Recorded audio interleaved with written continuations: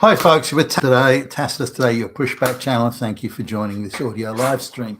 In this essay, I'd like to talk about how do we define what being English is, or being American, or being Australian, or being, I don't know, Danish or French, German, Polish, whatever. How do we define that? Is it anyone that turns up and says, "Hey, look, I passed through 99 countries seeking, I want to seek asylum here, so why don't you give me a fucking passport? That'll make me." Does that make a citizen? Does that make someone English or American or whatever? Now there are those who claim that really the whole world the sort of a Nazi thing, and people should be able to move around wherever they want, whenever they want, at any time they want, and should be able to become citizens of any country they want to front up to. Now that's obviously logistically quite absurd. But what that brings us back to the core question: what does it mean to be English, or again, American or French or whatever? So, is it just a bit of paper? Is it anyone from anywhere fronting up, and you give them a bit of paper, give them a passport or a citizenship document? That's it. You're French now. I mean, is it something more than that? And if so, what? And how can we arrive at some sort of clear definition? And because this has implications a number of ways. What does it mean to be, for example, what does it mean to be English? And then what price or what conditions do the English, those in the English government or any Western government, put on people to say, well, if you want to become a citizen, you have to meet this criteria or this threshold. It won't be easy, but it can be done. So you don't want to put it completely out of reach, but equally you want to make sure that hey, if you want to be a citizen here, you've come to this country to live as we live, and you need to integrate and assimilate and become part of our culture and lifestyle and attitudes to everything from the rule of law to the democratic process and so on. So let's have a look at that, and we'll try and explore it from a number of angles. But I come back to something I've mentioned many times, that firstly, the flow of people in the world is only going one way. It's from dirt poor, basket case, failed state, shithole third world countries, all wanting to go to the first world countries. So there's only one way. It's not like people are moving everywhere in approximately equal numbers all around the place. It's not. There is billions with a B that all want to come to the West and loot the West and have the Western welfare and so on and so forth. But they don't want to give up any of the ways, any of the attitudes, any of the culture that they have from their shithole, dirt poor, basket case, failed state countries. So this creates a natural basis of friction. These are tectonic plates rubbing. We want to go there, but we don't want to have anything to do with that system of living and that social structure and that culture. So, wow, well, that's a problem. But people who have those attitudes are being given citizenship in vast numbers, by the way, and they live in these brown or black ghettos, living the same life that their ancestors lived in the dirt poor shitholes that they came from. They're not integrating, don't want to integrate, don't see why they should integrate. And they want special handouts, special benefits, special pleadings, special protections, which make it even more difficult for any prospect of integration. So I'll go through a few examples here now. Indians, I think Indians are some of the worst immigrants you can possibly have, but that's, and this, why do I say that though? Must be because you hate brown people, you fucking nuts. No, nothing to do with that at all. I'm a very well-traveled business guy and have dealt with people all over the world in many ways. And I've got no problem with migrants coming if they bring something to the table and they want to assimilate and integrate. That's all fine with me. Bring them in. But the trouble we've got is very few, very few from the third world countries, the brown and black places, very few want to integrate. Some do, but very few. So Indians coming to Australia or the West generally 4, 5, 6, 7 generations Western born, and they still say, I'm Indian. What? And they see the genetic diaspora, the cultural and spiritual diaspora. They see that the purity of that and maintaining its purity is absolutely paramount to them. So they'll never integrate on that base. They will always send back to the village of their ancestors for husbands and brides. It doesn't matter if the local, the Australia, for example, the Australian-born or British-born or whatever, Australian-born Indians, they will still send back to the village of their ancestors for husbands and brides. They want to keep the culture. I mean, they want to keep the genetics pure, but they want to keep the culture and the spirituality of the Indian, social structure. They want to keep that pure as well. So they will not and won't refuse to, don't see why they should integrate. Now, they want to loot the white man's treasury. They want to have all the benefits that a rich, well-run, clean, tidy, white country. They want all of that, but they don't want any of the the social structures, the culture, and so on. And they expect to be given. Well, we want Indian representatives to representative in Parliament. We want Indian representatives to representative in the local council. We'll not be properly represented unless we have Indians in all these political positions. Well, hold on a minute. You've come to Australia to be Australian, not to be Indians in Australia, but to be Australian. No. And so they just refuse to integrate. Now, if a locally born, to an Indian family, if a locally born boy or girl wants to date, say, white people, that's frowned on very heavily. If they talk about or consider marrying a white person or a non-Indian, could be anyone, could be a non-Indian, even an Indian that's out of their class, even that's frowned upon. Then these people, the young man or young woman, are threatened with excommunication. They'll be outcast. No one in the family will talk to them. They'll be cut out of the will. That they'll never be spoken to again, and so on. And so a huge amount of family pressure is put on these people, to the young people who are born in the West, to only marry husbands and brides from India. You must get someone who is from India, and that's pretty much an unwritten law. So when Indians come to the West, which every fucking Indian in India wants to come to the West. I mean, there are hundreds of millions. They're gagging to get the fuck out of India and come to the West. You'd think India was a failed state, really, the amount of people that want to leave. But they want to come to the bright lights of the West and loot it till there's not a penny left to loot. And they want these special entitlements, special representation, special handouts. But if you said to these Indians that are coming, say you want to emigrate to the West, well, yes, I want to come to Australia.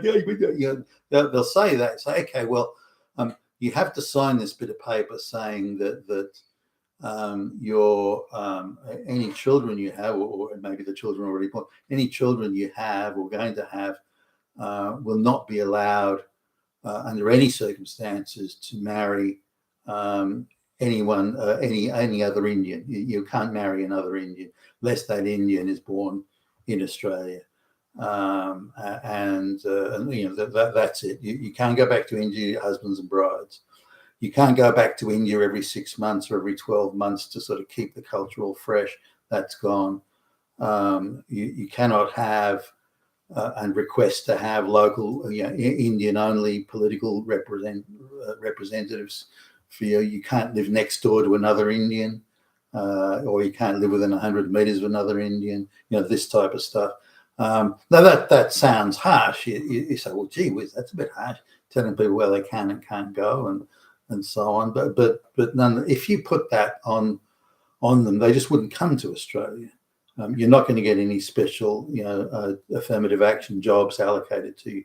You're going to compete for jobs like everyone else. You claim to have a degree and a PhD in this. We're going to independently test you to make sure that you do have that. And if you don't, you can't come in, and so on and so on and so on. And if they won't agree to do that or refuse to accept any of that, then, well, no, you can't come in. But the mere fact you'd say, well, you can't get husbands and brides for your kids from India, that alone would probably be enough for them to say, well, in that case, I won't come. Because they absolutely laser focused on maintaining that Indian identity. And they have no intention of integrating. And migrants like that aren't needed unless you're coming to integrate and assimilate. Then you're not needed. You're not wanted here. Well, why would you come? But I'm only coming to take all your white man money. That is all I want. I just want your fucking white man money. I don't want it. No. Well, in that case, you're no good to us as a migrant, immigrant. So stay where you are. Make your own country fantastic. If you're so brilliant as the propagandists claim, you're all such geniuses, then make your own country great. That's fine with me. You've got your homeland. You stay there. But if you want to come to the West, you're starting a new life. You're leaving the old place behind, the old country behind, the old social structure, and you're coming to. Now, if you want to bring your curry recipe with you, that's fine too. No one cares about that. But you're coming to start a new life in a new country and adopt its values. Now, if the values that from the subcontinent, India, are so fantastic, why are you leaving it? Why would you want to leave? It was so superior that you can't let any of it go. The spirituality, the culture and the social, you can't let any of that go. Why would you leave it, for goodness sake? But because the white man has more money and we want to take the money. Yeah. Well, that's not a reason to become a migrant. That is not a reason. So really, to gain I would argue, to gain citizenship, but it doesn't matter where you come. I picked India out because there's so many Indians coming here, but the door seems to be thrown wide open for Indians. Fuck do I know why? Apart from the scams and all the scams they put on at every level, why would you want people that point blank, and they're upfront about it, absolutely refuse to integrate and assimilate, and believe that the social structure and the spirituality and the cultural values in Australia are far inferior to their own? And why would you integrate and assimilate to something that you believe is inferior?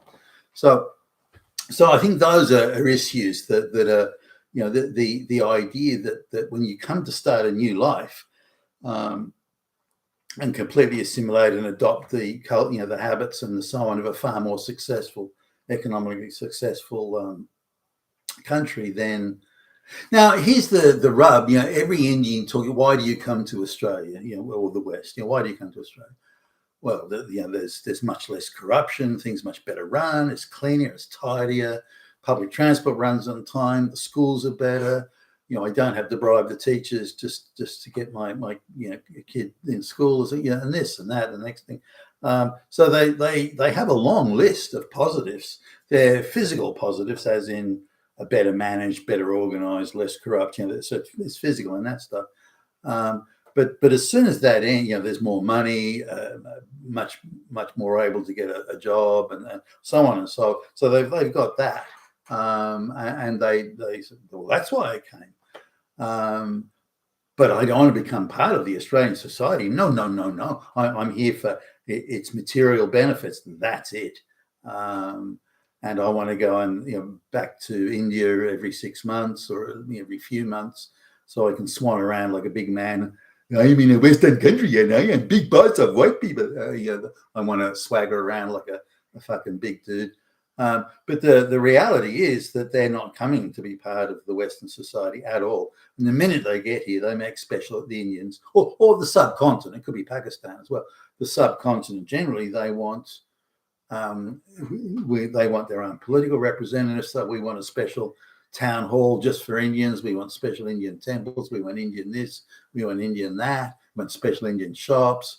The whole thing. And so they're not coming to integrate at all and assimilate at all. And they view the idea of integration, assimilation with much hostility. So why bring those people out, or anybody who thinks that way?